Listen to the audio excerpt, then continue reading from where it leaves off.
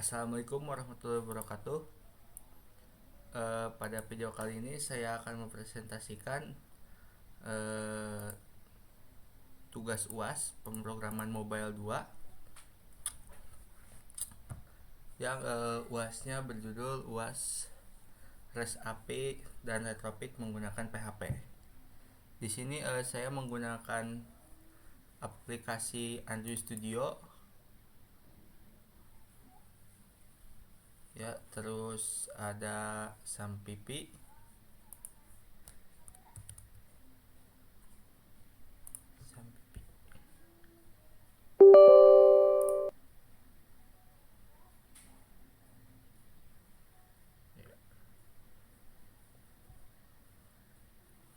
ini ada studionya.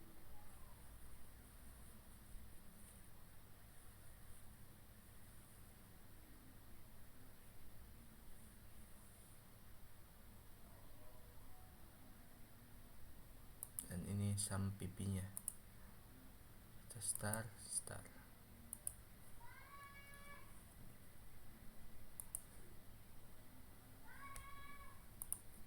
Lalu saya menggunakan Visual Studio Code ini untuk membuat web service-nya. Pertama-tama yang saya lakukan yaitu membuat dulu database-nya di localhost phpMyAdmin. Dengan cara tadi kita sudah mengaktifkan SAPIP-nya, Apache dan MySQL-nya diaktifin, lalu kita klik localhost phpMyAdmin.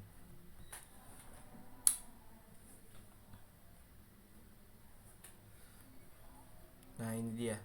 Dan ini database yang sudah saya buat, namanya yaitu DB kependudukan, dan isinya ada tabel kependudukan. Yang isinya ada ID. Di dalam tabel kependudukan isinya ada ID, nama, NIK, jenis kelamin, pekerjaan, dan alamat. Selanjutnya kita sudah membuat database. Kita membuat web service. Ini adalah web service yang sudah saya buat dengan nama DB kependudukan, yang di dalamnya ada create.php, delete.php, get.php, koneksi.php, retrieve.php, dan update.php. Nah, langkah awal yang saya lakukan yaitu kita membuat dulu koneksinya dengan nama host, yaitu localhost, user root, password kosongin, dan DB database namanya DB kependudukan. Terus apabila si data tidak connect atau database-nya tidak connect, maka akan muncul tulisan data MySQL tidak terhubung. Saya coba dulu localhost DB kependudukan. Nah, ini ada. Ketika kita klik koneksi.php, ya, ini berarti sudah tersambung ya koneksinya ke database. Terus ini ada create, delete, get, koneksi, retrieve, dan update. Selanjutnya lalu saya membuat retrieve data, yaitu untuk membaca data gitu yang dari dari sini, dari tabel kependudukan. Terus kita masuk aplikasi Android Studio-nya. Di sini ada data model yang isinya ada ID, nama, NIK, jenis kelamin, pekerjaan, alamat. Ini sendiri sama ya seperti isi dalam tabel ini.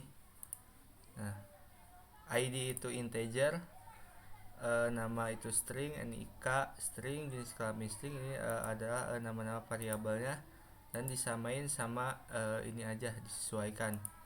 Ketika kita sudah membuat integer dan string ini, kita tinggal klik alt insert, lalu getter and setter, atau klik kanan generate getter and setter. Terus berikutnya adalah response model. Nah, response model ini kode pesan dan data kita ambil dari sini. Nah, kode pesan data. Di dalam respon model ini,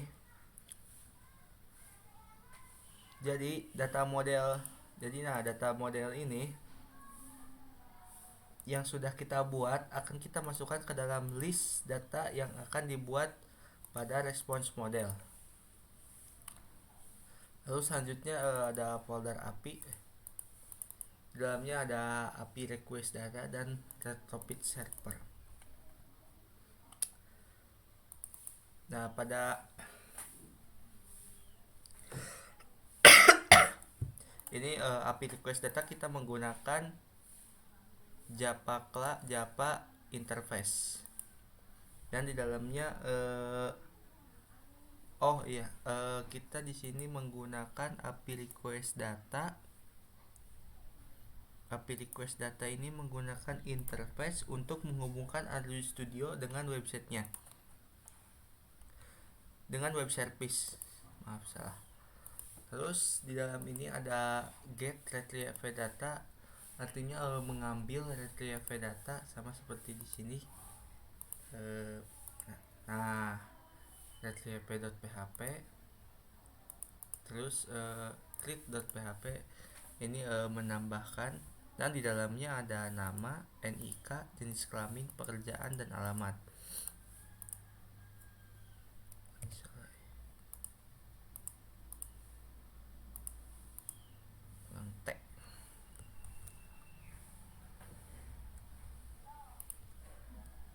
Nah, ini akan masuk ke sini.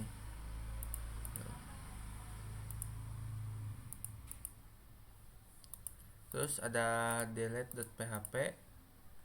Di dalamnya ada ID. Jadi saat kita menghapus data, itu menghapus datanya menggunakan ID ya.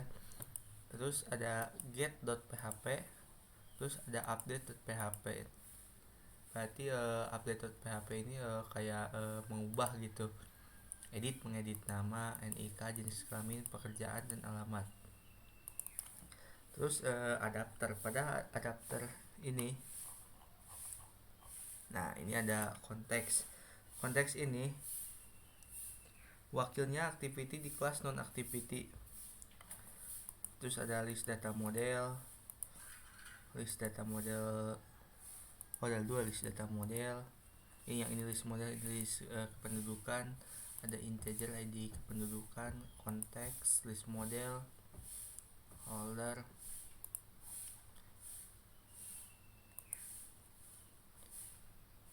Nah, pada holder data, view holder ini adalah car view kita itu ada apa saja. Jadi misalnya di dalam car view kita itu ada apa saja. Di dalam car view kita itu ada ID, nama, NIK, jenis kelamin, pekerjaan, dan alamat. Nah, di dalam car view yang ini, di dalam car view ini ada apa aja. Di dalam car view kita ini ada ID-nya ini. ID-nya kelihatannya di sini kecil. Terus ada nama lengkap, NIK, jenis kelamin, pekerjaan, dan alamat. Nah, terus berikutnya, nah kalau item view set on lock klik listener ini, jika kita mengklik pada car view-nya, menekan lumayan lama, maka akan muncul kayak pemberitahuan gitu. Nanti ada pesan, silakan pilih opsi yang akan Anda lakukan. Nah, di sini nanti akan muncul 2 opsi ya. Opsi ada hapus dan ada ubah. Jika kita hapus, maka dia akan menghapus datanya. Nah, jika akan ubah, maka dia akan pindah ke activity edit untuk merubah data. Terus ada delete data. Delete data ini berfungsi untuk menghapus data yang ada di di aplikasi kita. Nah, jika kita ini toas make text, konteks, pesan, toas length ini berfungsi untuk jika kita sudah menghapus data maka akan muncul peringatan bahwa data telah terhapus, dan apabila data tidak terhapus maka akan muncul gagal menghubungkan server. Terus di sini ada get data gitu untuk mengambil data dari database. Datanya apa saja? Ada ID, nama, NIK, jenis JK ini jenis kelamin ya, pekerjaan, dan alamat. Terus berikutnya ada main activity. Di main activity ini ada recycle view RV data, recycle view adapter ADD data, recycle view layout manager, list data model, list data new array list, sweep, refresh layout, progress bar, dan voting action button. Terus di sini kita buat inisialisasi RV data, WinView ID, RID, RV data. Nah, yang ini. Terus FAB data, yang ini voting action button tuh yang ini.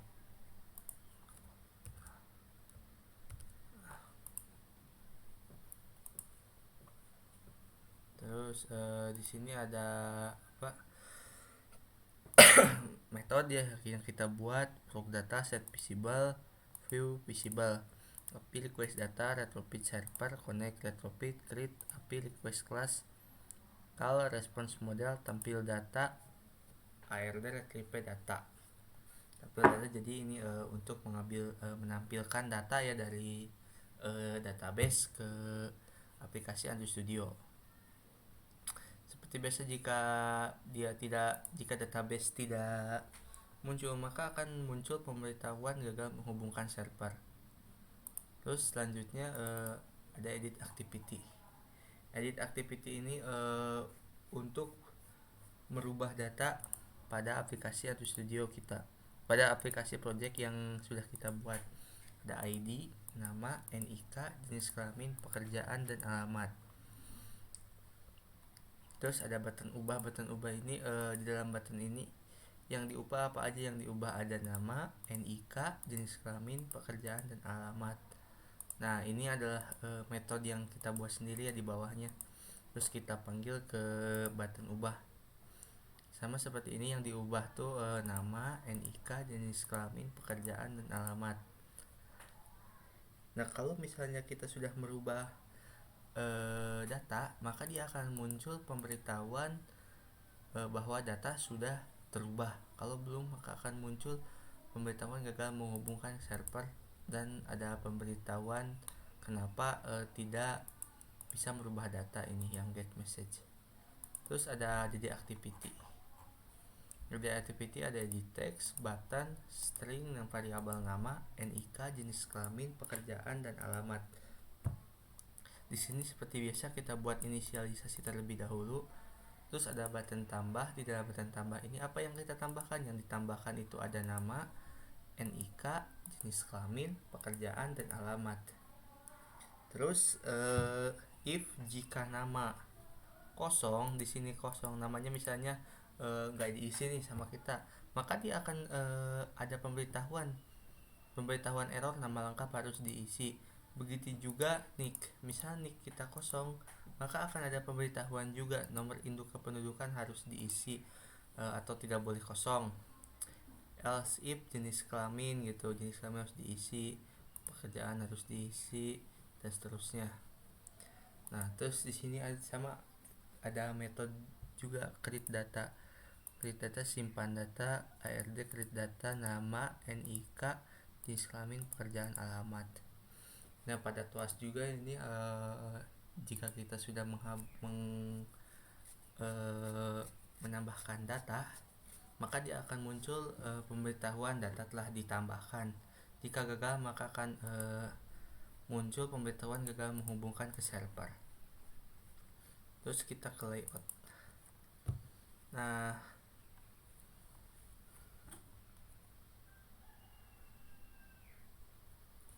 Ini adalah tampilan tambah data kependudukan ya, atau activity tambah data. Ada nama lengkap, di sini menggunakan edit text. Terus ada NIK atau nomor induk kependudukan, ada jenis kelamin, pekerjaan dan alamat, dan button tambah. Terus ada edit activity atau activity edit, ada nama lengkap, NIK, jenis kelamin, pekerjaan, dan alamat. Ini dari nama, NIK, sampai jenis kelamin saya menggunakan edit text. Terus ada activity main. Nah, di activity main ini jadi tampilan data jika kita sudah menambahkan, maka tampilannya kurang lebih akan seperti ini ya. Terus ada card item. Di card item ada, saya menggunakan text view, nama lengkap, NIK, jenis kelamin, pekerjaan, alamat. Nah, jika data yang kita tambahkan nanti kurang lebih bentuknya akan seperti ini. Untuk foto, ini foto sama semua ya yang saya tambahkan, nggak saya apa ya namanya, sengaja saya buat sama gitu biar nggak apa-apa lah.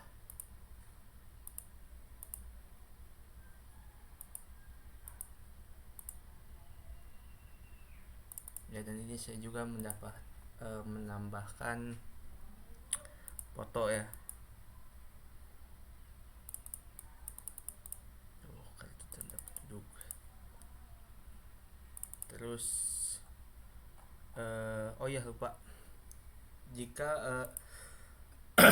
kita misalnya udah membuat web service, cara untuk mengetahui apakah web service itu jalan atau tidaknya, di sini kita menggunakan Postman.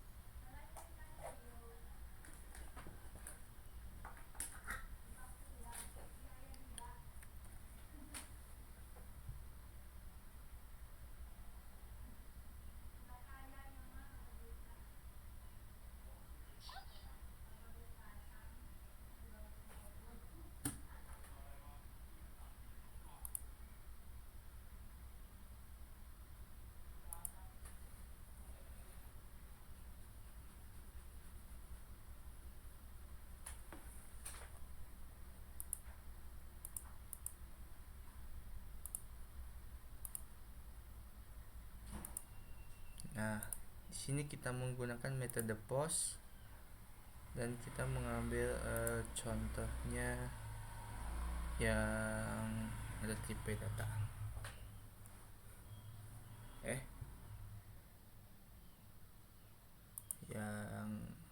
yang get gitu. Ya, misalnya mengambil localhost get php. Nah, error ada apa nih? Oh, berdasarkan ID nya belum kita isi. ID, terus misalnya ID nya 1. Nah, dia akan muncul menambahkan kode 1, pesan data tersedia, ID 1, ada namanya, NIK nya, jenis kelamin, pekerjaan, mahasiswa, pekerjaan,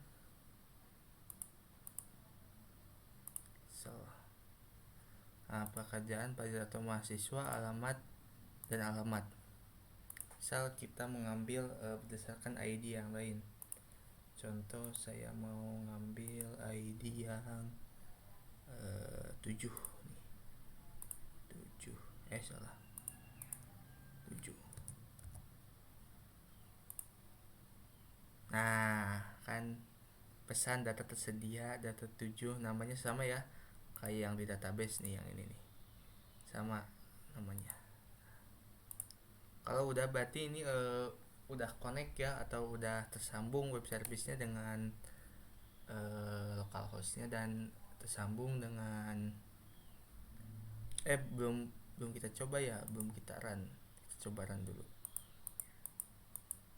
Oh ya, lupa, bootstrapnya juga belum dinyalain. Saya nyalain dulu.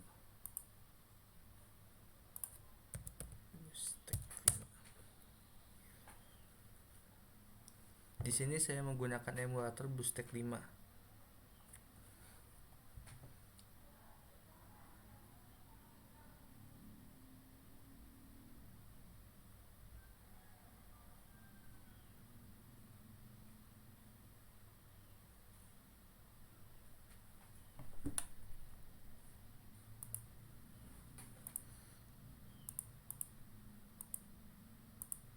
Nah, untuk menjalankan emulator buat Android Studio, pertama-tama kita buka dulu emulatornya, baru itu langsung kita buka Android Studio-nya nih.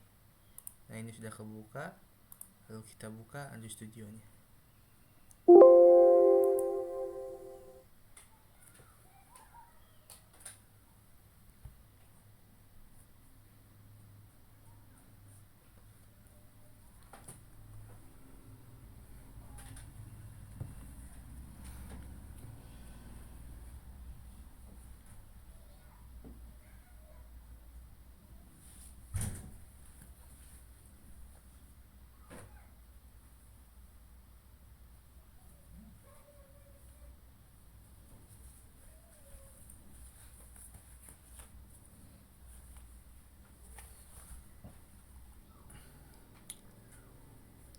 Masih loading nggak?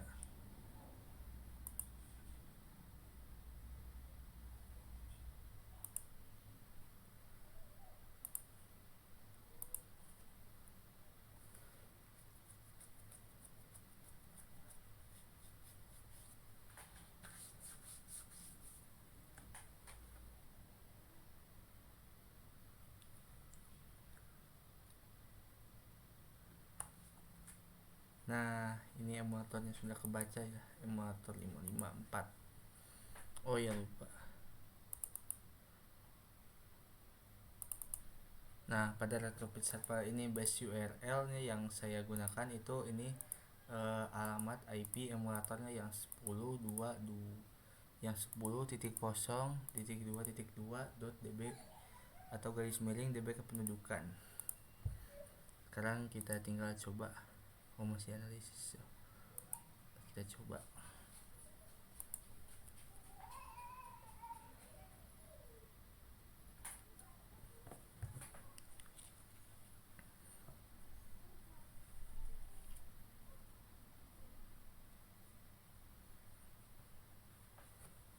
Masih Gradle ini.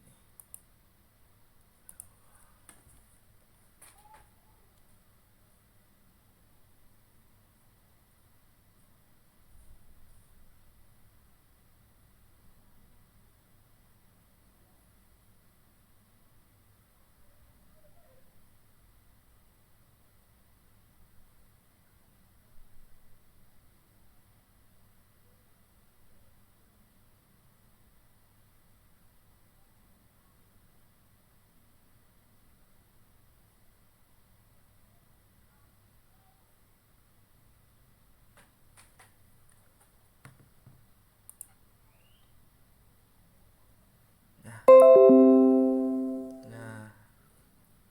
berarti ini launching device. Nah, seperti ini ya tampilannya sudah jadi nih.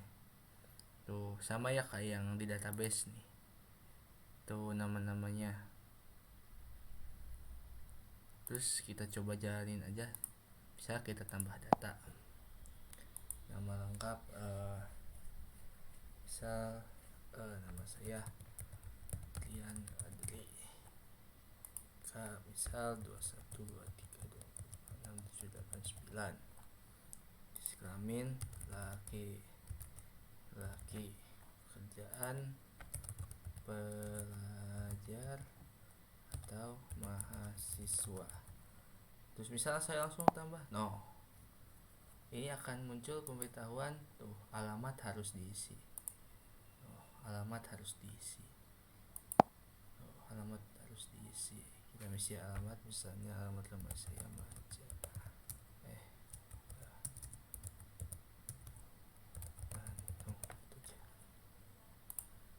Tambah data. Nah, ada tulisan data berhasil disimpan. Nah, ini datanya nih. Terus kalau misalnya kita pengen merubah data, ada yang salah nih datanya nih, misalnya NIK atau namanya, kita tinggal klik di sini lumayan lama. Lalu akan muncul pemberitahuan, silakan pilih opsi yang akan dilakukan. Ada ubah, ada hapus. Misal ubah, kita ubah. Misalnya nama saya salah, bukan Adri Adri misalnya. Kita ubah pilihan F aja. Terus biasa misalnya 21 belakangnya. Alamatnya ubah. Ubah data. Nah, ini berubah nih, data berhasil diubah tuh. 21 pelajar masih menjalani karena, dan di database-nya juga pasti akan ada yang muncul tuh TNF tuh, laki-laki pelajar atau mahasiswa tuh. Terus misalnya kalau kita hapus, klik hapus, nah dia akan ada pemberitahuan data berhasil dihapus, hapus, dan di database-nya juga pasti akan terhapus. Kan. Oke, segitu mungkin penjelasan dari saya. Kurang lebihnya mohon maaf. Akhir kata, wassalamualaikum warahmatullahi wabarakatuh.